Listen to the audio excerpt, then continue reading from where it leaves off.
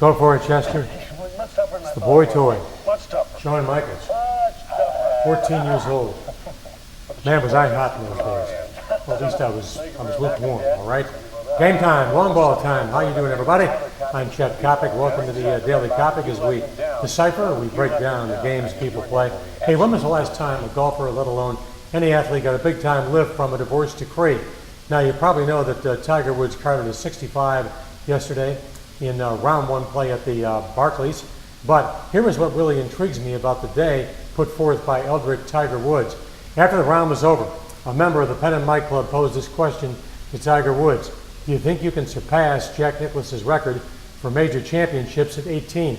Without hesitation, Tiger said, absolutely. Now keep this in mind. Bantam Ben Hogan, one of the greatest ball strikers of all time, did not win the first of his 9 majors until he was older than Tiger Woods is right now. Don't bet against Tiger Woods. Yes, Tiger Woods will play in the Ryder Cup. Yes, Tiger Woods will win at least one major in 2011. Meanwhile, it just amazes me how little 354 victories and 4,672 strikeouts can really mean. Roger Clemens due in court. He'll be arraigned in Washington, D.C. on Monday on charges of lying regarding his use of steroids. Mark my words, his former New York Yankee teammate, the left-hander Andy Pettitte, will play a major role in this legal proceeding. Meanwhile, I find this kind of laughable. Rusty Hardin, Clemens' attorney, says that the feds offered the Rocket a plea bargain, but Roger turned it down because, in the words of Hardin, Roger is clean. Roger is not guilty. All right, tomorrow night, Soldier Field. No need to build this one up. Anytime you get the Chicago Bears together with their longtime rivals, the Arizona Cardinals, you know you've got something very, very special. Bears are slim favorites, 3.5 points. Meanwhile, let's get a Friday football lift. Let's go to our good friend appearing on the David Letterman Show, Mr. Frank John Madden Caliendo. John Madden, sell it, my man. People are still coming for you.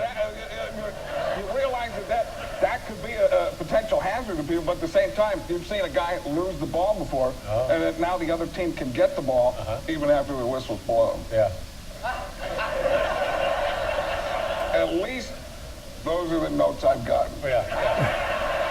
Now, how about this? You hear terms All right. referred to a player. Number 4, Brett Favre. A week does not go by without us talking about Brett at least twice.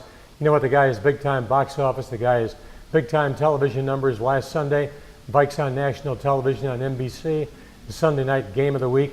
The game pulled a 7.2 rating. Now, what does that mean in human being terms? That 7.2 rating equaled the highest rating for a second-week preseason game played at any time over the last 7 years. In other words, you put Favre on television, you put Favre on the field, and people are going to show up, people are going to watch. But you already knew that. Hey, by the way, Favre gave the crowd one hell of a workout. He didn't break a sweat. He was only on the field for 4 plays.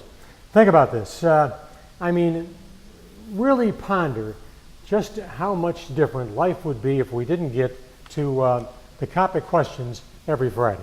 It would be a far more boring world. There it is, Coppock on Facebook, the world's greatest social media hangout. Andy Meineke writes, Mr. Coppock, my friend, do you believe that Jay Mariotti has a Napoleonic complex? That's like asking if Adolf Hitler had mental issues. Brandon Sanks, do I think the lousy economy is hurting the Chicago White Sox box office? Yes, I do, along with a very soft marketing campaign. This club is in a great race right now with the Minnesota Twins. White Sox fans, you say you show up when the ball club wins. I know the Orioles were in last night. I know they're not the Yankees, but just 23,000 on a beautiful night in August? Criminal. Terrible. Shame on White Sox fans. Brian Shaw writes, will Chris Williams, the Bears left tackle, be the death of Jay Cutler?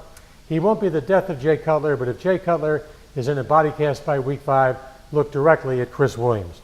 Tina Stefanski-Price chimes in with, will the Cubs hire Joe Girardi?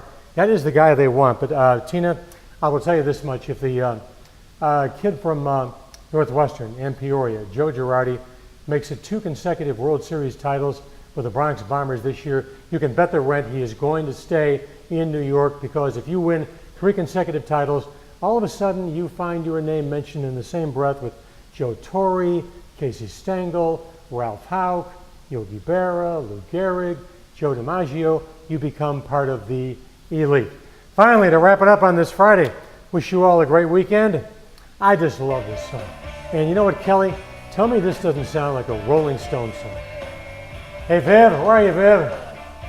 Doesn't this sound like a Rolling Stone song? Doesn't it have that kind of, don't you feel the Charlie Watts backbeat right now? There's Viv right now dancing on the ceiling, wearing a polka dot thong. And jealous again. Hey, catch us on Facebook on Monday. Until then, peace, love.